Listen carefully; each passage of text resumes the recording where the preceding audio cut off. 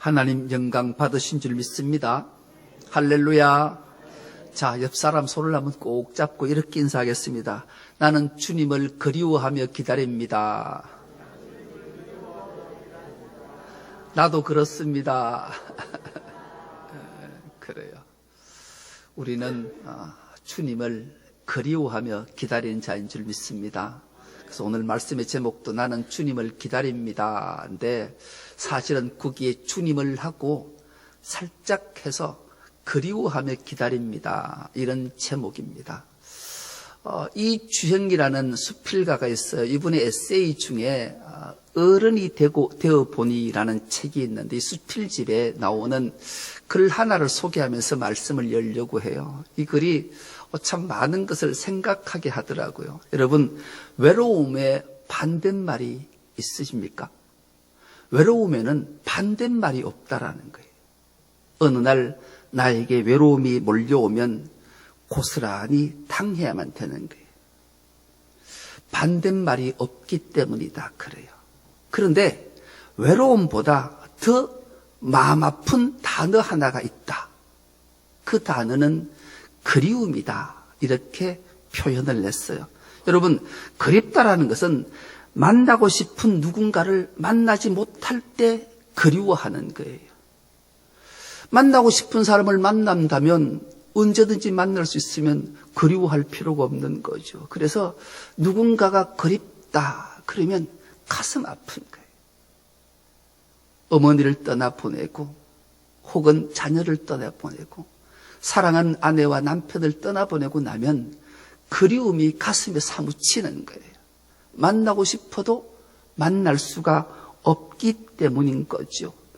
그래서 이 그리워하다라는 영어가 미스라는 단어를 쓰는 거예요. 이 미스라는 말이 이런 뜻을 가지고 있어요. 누락되다, 빠지다, 무엇이 없음을 깨닫다. 그런 뜻이 미스라는 뜻인 거죠. 그래서 I miss you 하면 그러니까 나는 네가 그리워. 이런 뜻이 되는 거예요. 내 존재에서 당신이 빠져 있어. 그러니 나는 충분한 존재가 되지 못해. 그래서 나는 가슴 아파하며 당신을 그리워해. 그런 뜻이 되는 거죠. 그런데 하나님은 우리의 이 그리워하는 마음들을 해소시켜 주시는 하나님의 놀라운 은총과 복이 주를 믿는 자에게는 해소해 주는 기막힌 비결을 한 말씀을 우리에게 주시는 거예요. 그것이 대림인 거예요. 가슴 아파 헤어진 자도 주님의 대림, 내가 주님 앞에 서는 그날 다시 만나는 기쁨과 반가움이 우리 있기에 이 슬픔, 가슴 아픔도 이겨낼 힘을 공급해 주기 때문인 줄 믿습니다. 그래서 이 대림절 묵상은 이런 거예요. 내 존재에서 주님이 빠져 있습니다. 그래서 나는 충분한 존재가 될 수 없습니다. 그러니 주님, 속히 내 안에 오셔서 나를 참 사람으로 만들어 주십시오. 이것이 대림절에 그리스도인이 묵상해야 될 단어인 거죠. 그래서 이 대림절이라는 것은 주님을 그리워하는 절기가 대림절인 거예요. 그래서 이 대림절에 우리가 주님을 깊이 묵상하면 주님은 반드시 우리를 찾아와 주시고 가슴 아픈 모든 문제를 해결해 주셔서 반갑게 우리를 만나 주시고 만나 주셔서 행복하게 해 주실 줄 믿습니다. 그래서 대림절이란 단어의 자체 뜻은 무엇을 향해 접근한다 그런 뜻이에요. 즉 주님이 나에게 점점 다가오는 것을 접근하는 기간이 대림절이라는 거죠. 그래서 이 대림절은 특히 오늘 대림절 셋째 주일에 별칭 하나가 붙어 있는데 이 별칭은 기쁨의 주일이에요. 왜냐하면 이제 대림절 네 번째 주일을 딱 지나고 나면 바로 그렇게 고대하고 사모하는 성탄절을 맞이하기 때문이죠. 그래서 이 주일의 별칭이 기쁨의 주일인 거예요. 주님께 점점 가까이 가 있으니 얼마나 행복하겠냐고요. 우리 주님은 외로움을 넘어 그리움을 이겨내고 대림으로 우리를 만나주실 그날을 사모하는 자에게 반드시 임하실 줄 믿습니다. 이날을 고대하고 사모하며 나는 주님을 그리워하고 기다립니다. 이러면 반드시 주님이 우리에게 찾아와 주시고 우리를 만나 주시기 때문에 그래요. 오늘 그 본문이 바로 그 사건을 우리에게 들려주고 있기 때문에 그런 거예요. 오늘 본문의 배경을 잠깐 살펴보면 그래요. 말라기라는 선지자가 나의 사자라는 이름의 뜻을 가진 이 말라기 시대를 마지막으로 역사가 끝을 내요. 구약이 끝을 내는 거죠. 어둠으로 들어가요. 그 어둠의 기간이 무려 400년이라는 어둠 속에, 암흑 속에 더 이상 하나님의 말씀이 들려지지 않은 시대예요. 그 배경이 이런 거예요. 하나님의 말씀에 불순종하고 하나님의 뜻을 거스리는 자, 우상을 숭배하는 자들에게 하나님은 징계의 매를 드셨어요. 그 징계는 가혹했어요. 그래서 바벨론의 포로로 잡혀가서 70년간 포로 생활을 마칠 때 하나님은 예레미야를 통해서 약속하신 대로 고레스 왕 때가 돼서 포로 귀환을 허락하시지요. 1차, 2차, 3차에 걸쳐서 포로 잡혀갔던 유대인들이 다 고국으로 돌아와요. 돌아와서 성전을 수리하고 성전을 재건하고 드디어 하나님 앞에 예배자로 제사자로 섰어요.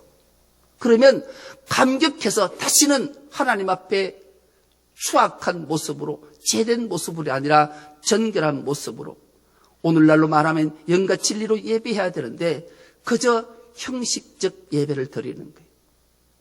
예배 준비되지 않는 예배, 마음을 다하지 않는 예배, 성품을 다하지 않는 예배를 드리니 하나님이 또다시 진노하셔요. 그래서 마지막 선지자 말라기를 보내시면서 말씀하시는 거죠. 이렇게 예배 드리려면, 이렇게 제사 드리려면 성전 문 닫았으면 좋겠다.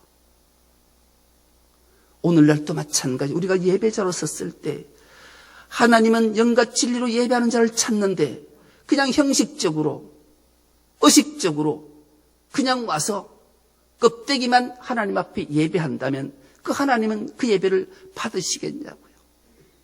예배당 문 닫는 게 좋다라고 말씀하실까 두려운 거예요. 그래서 하나님 앞에 예배자로 설 때마다 준비된 예배, 영과 진리로 예배 드려야 될 이 의무가 거기에 있는 거예요.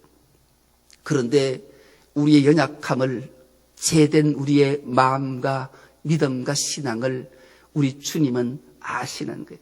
그래서 그 모든 것을 한꺼번에 다 해결해 주실 메시아를 보내시겠다 말씀하는 거예요. 말라기 4장 5절과 6절 마지막 절인데요. 이 말씀에 하나님은 기가 막힌 하나님의 자비하심과 은혜를 담아놓고 우리에게 말씀하시는데 이 말씀을 우리가 한 목소리로 합독해 보겠습니다. 시작. 보라, 여호와의 크고 두려운 날이 이르기 전에 내가 선지자 엘리야를 너희에게 보내리니 그가 아버지의 마음을 자녀에게로 돌이키게 하고 자녀들의 마음을 그들의 아버지에게로 돌이키게 하리라. 돌이키지 아니하면 두렵건대 내가 와서 저주로 그 땅을 칠까 하노라 하시니라. 아멘. 하나님이 우리의 제된 마음들, 이 마음을 아시고 하나님께서 약속 하나를 주시는데 내가 엘리야를 너희에게 보내겠다. 그렇게 말씀해요. 여러분, 엘리야를 기억하십니까? 구약에 유일하게 죽음을 보지 않고 살아서 성천한 두 인물이 있습니다. 첫째 인물은 에녹이었고 둘째 인물은 엘리야였습니다. 그 엘리야를 하나님이 보내시겠대요. 그러면 살아서 성천했으니 그가 살아서 구름 타고 이 땅에 와서 하나님을 떠나 있는 자녀들을 하나님께로 돌아오게 하는 놀라운 말을 선포케 하시기 위함의 말씀인가? 그 엘리야가 진짜로 다시 왔는가? 그렇지는 않고 그 엘리야를 하나님은 비견해서 세례 요한을 엘리야라 말씀하시면서 우리에게 약속대로 보내신 말씀이 오늘 본문 우리가 마지막 절 읽었던 17절에 이렇게 말씀합니다. 이 말씀도 우리가 한 목소리를 합독해 보겠습니다. 시작. 그가 또 엘리야의 심령과 능력으로 주 앞에 먼저 와서 아버지의 마음을 자식에게 거스리는 자를 의인의 슬기로 돌아오게 하고 주를 위하여 세운 백성을 준비하리라. 아멘. 여러분, 기막힌 하나님의 말씀이잖아요. 하나님은 이 말라에게 하셨던 말씀 그대로 6절 말씀처럼 하나님은 약속하신 그 엘리야를 세례 요한과 똑같은 심령으로 우리에게 보내셔서 돌아오게 하시는 역사, 그 은혜의 장이 있었음을 성경을 통해 우리에게 들려주고 있는 거예요. 여러분, 이 세례 요한의 탄생의 배경을 살펴보면 하나님의 그 신묘막측하심과 은혜가 얼마나 큰가를 우리에게 그대로 들려주고 있는 거죠. 이 세례 요한의 아버지 이름이 사가라라 성경은 이렇게 기록해요. 그의 어머니 이름을 엘리사벳이라 그렇게 말씀해요. 여러분, 사가라라는 이름의 뜻이 무엇인지 아십니까? 하나님은 기억하고 계신다, 그런 뜻이에요. 그리고 그의 아내 엘리사벳의 이름의 뜻은 내 하나님은 맹세하시는 하나님이시다. 내 하나님은 약속하시는 하나님이다. 내 하나님은 언약하신 하나님이시다. 그런 거예요. 하나님이 사가를 통해서 기억하게 하시고 엘리사벳에게 언약 약속하신 맹세하신 것을 반드시 이루시는 분이심을 알게 하기 위해 사가라와 엘리사벳을 부르셨던 거예요. 이 사가라는 제사장 가문에 속해 있는 제사장이에요. 아비야의 반열에 들어있던 자예요. 여러분, 제사장의 직무는 두말할 것도 없이 하나님 앞에 제사하는 자지요. 제사하는 자가 대가 끊어지면 하나님 앞에 제사를 드릴 수 있을까요? 없을까요? 묻는 게 바보죠. 제사가 끊어져요. 하나님 앞에 마땅히 경배와 예배와 제사를 드려야 될 후손을 하나님이 끊으실까요? 끊지 않으실까요? 안 끊으세요. 이것을 사가라는 하나님을 기억한 거예요. 이 언약의 말씀을 기억했던 거예요. 그리고 그 안에도 하나님이 약속하신가, 언약하신가, 맹세하신 것을 기억하셨기에 이들은 늘 하나님을 갈망하고 대림하고 그리워하며 기다렸던, 그 약속을 믿고 기다렸던 거예요. 그러던 어느 날 하나님께서 이 사가라와 엘리사벳에게 큰 기쁨의 소식을 전하는 거예요. 네가 잉태하여 아들을 낳으리니 그 이름을 요한이라 하라. 요한은 하나님은 자비로우시다, 하나님은 은혜로우시다, 그런 이름의 뜻이, 하나님은 자비롭고 은혜로우셔서 반드시 약속하신 대로, 언약하신 대로, 맹세하신 대로 기억하신 바 된 자에게 아들을 주셨다는 거예요. 여러분, 하나님의 놀라우신 은혜와 사랑이 아니겠습니까? 그렇다면 이 사가라와 엘리사벳이 어떠했길래 하나님은 그를 통해 예수 탄생의 기쁜 소식을 전하기 앞서 6개월 전에 요한을 통해 큰 기쁨을 주시고 하나님의 신묘막측하신 은혜와 사랑과 자비를 입게 하셨는가? 오늘 우리가 본문에 읽지는 않았지만 그 앞절에 보면 바로 6절에 이렇게 말씀이 기록되어져 있습니다. 이 두 사람이 하나님 앞에 의인이니 주의 모든 계명과 규례대로 험이 없이 행하더라. 아멘.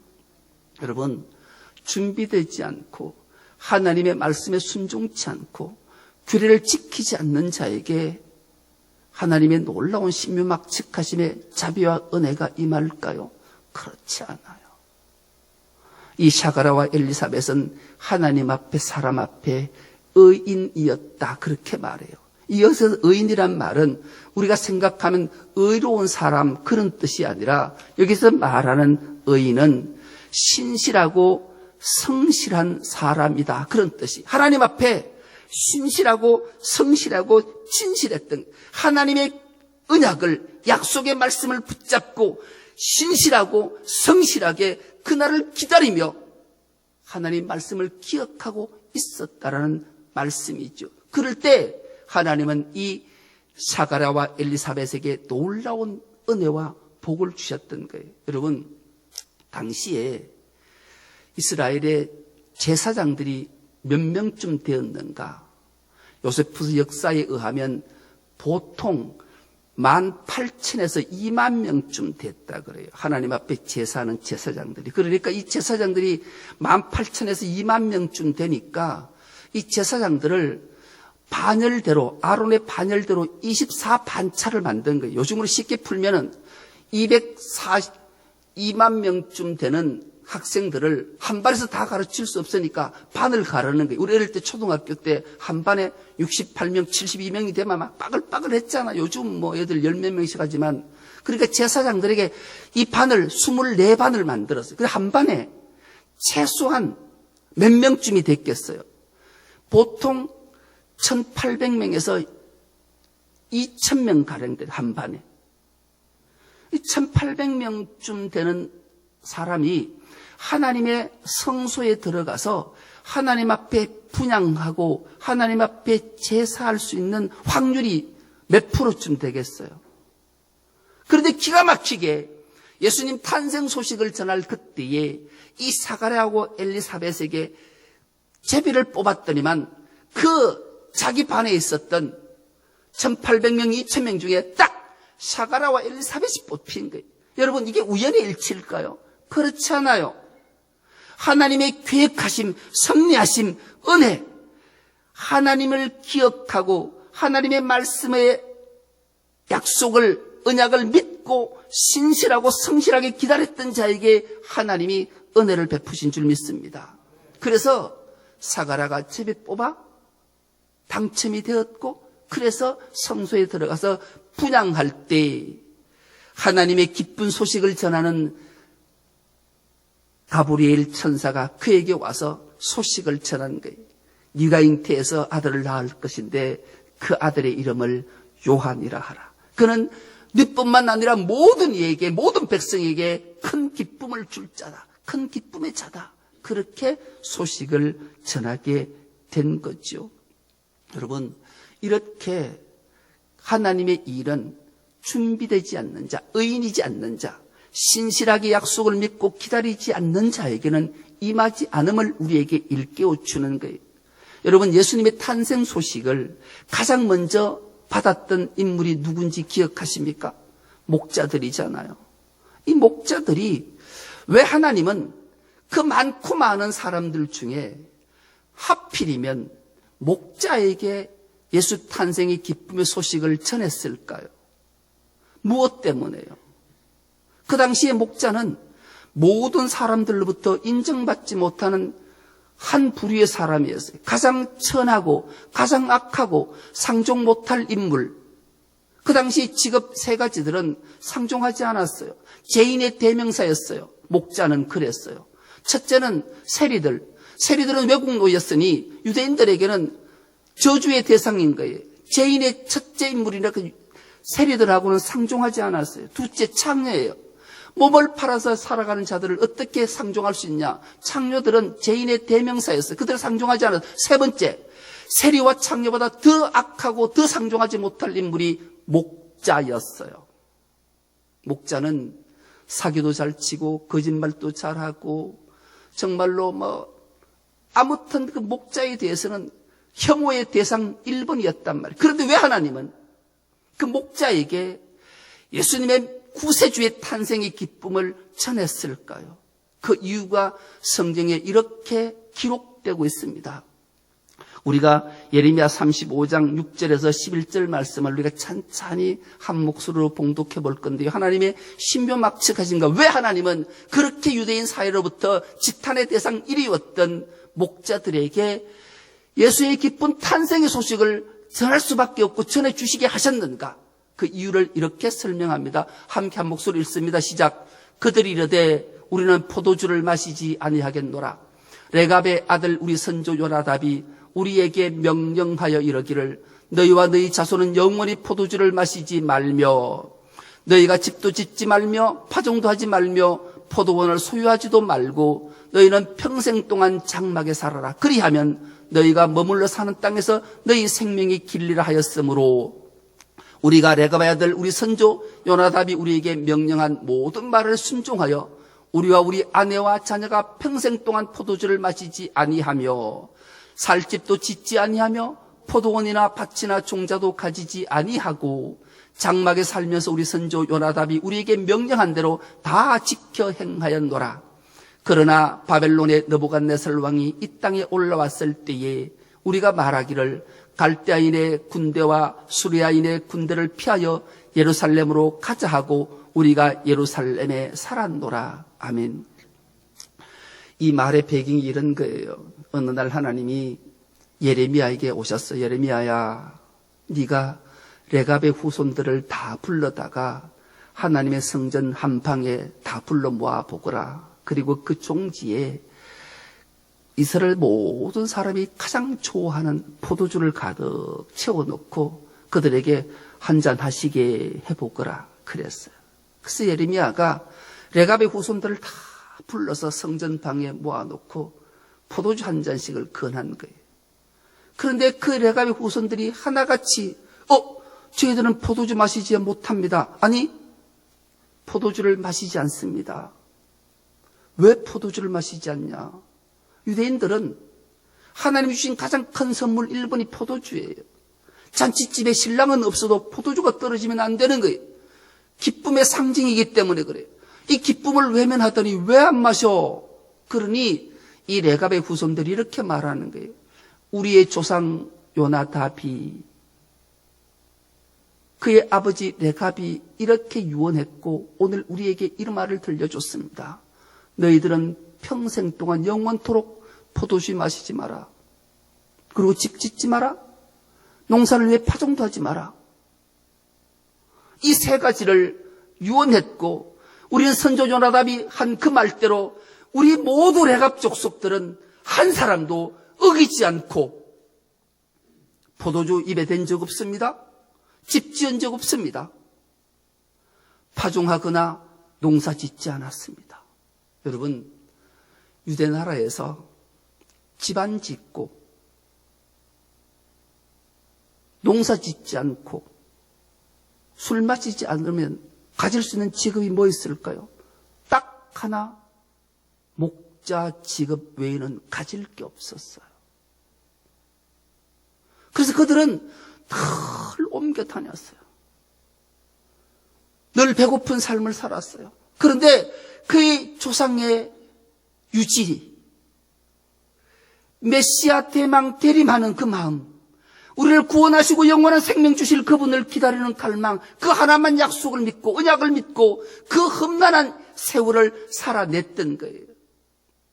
그런데 바벨론 느부갓네살이 와서 침공해서 그들의 살터전을 잃게 하자 그들이 갈 곳은 오직 예루살렘 뿐이어서 그곳에 옮겨와 살았던 거예요. 거기서 양을 치면서 그렇게 살던 그들에게 하나님은 그 언약의 약속의 말씀을 믿고 지키고 순종하고 신실하게 살았던 그 목자들에게 가장 기쁨의 소식, 첫 소식, 예수 탄생 소식을 그들에게 전했던 거죠. 이유가 여기에 있는 거예요. 여러분, 의인은 하나님의 언약의 약속의 말씀을 신실히 믿고 성실하게 지키는 자에게 임하는 줄 믿습니다. 그래서 오늘 우리는 나는 주님을 그리워하며 기다리는 자인 줄 믿습니다. 그런 자에게 하나님은 반드시 은혜를 베푸셔서 큰 기쁨의 좋은 소식을 전해줄 줄 믿습니다. 그래서 이 목자들이 큰 기쁨의 좋은 소식을 들었습니다. 그러자 그들이 전했습니다. 그들은 하나님의 놀라운 은혜를 입었던 거지요. 이 샤가라와 엘리사벳 자식이 없었습니다. 그는 하나님을 사모하며 하나님 앞에 간절히 기도했습니다. 자식을 그리워하며 기다렸던 거죠. 그런 놀라운 소식이 그에게 전해졌던 겁니다. 잉태의 기쁨의 소식인 거죠. 여러분, 나이가 늙고 나이가 많으면 경도가 끊어지잖아요. 그럼 잉태할 수 없는 거예요. 그럼 우리는 좌절하고 절망하고 포기할 건가? 그렇지 않습니다. 그리스도인의 기본 마음을 꼭 기억하시기 바랍니다. 우리가 할 수 없다 말할 때, 불가능이라 좌절할 때 바로 하나님이 일하시는 시간인 줄 믿습니다.